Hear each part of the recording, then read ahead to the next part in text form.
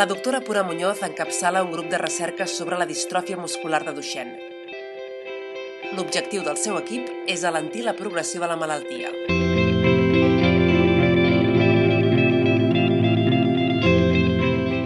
La distròfia muscular de Duchenne és una mutació genètica molt greu que afecta un de cada 3.500 homes. Es produeix en nens que tenen mutacions en el gen de la distrofina, una proteïna clau de la membrana muscular, necessària perquè tots els músculs del cos tinguin elasticitat i a la vegada rigidesa. És a dir, aquesta absència genètica de la distrofina fa que els músculs dels malalts siguin extremadament febles, perdin elasticitat i acabin fibròtics, amb dipòsits de col·làgen i greix.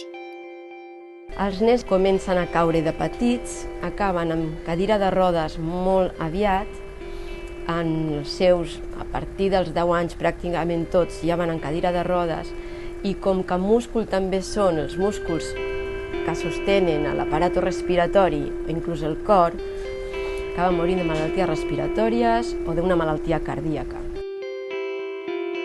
Avui dia, la malaltia és incurable. L'equip de la Universitat Pompeu Fabra, que dirigeix la doctora Pura Muñoz, ha aconseguit un avenç important.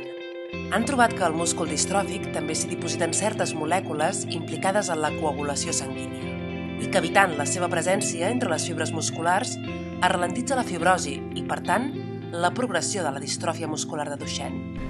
Fem que aquestes proteïnes no s'expressen, no estiguin en el múscul és menys fibròtic.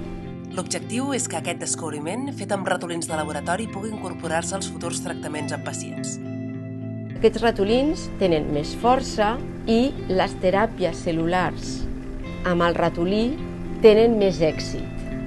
El nostre objectiu seria intentar passar aquestes teràpies antifibròtiques amb els nens perquè les teràpies cel·lulars funcionen millor. I és que amb uns músculs lliures de dipòsits fibròtics, la futura teràpia cel·lular podria tenir més èxit.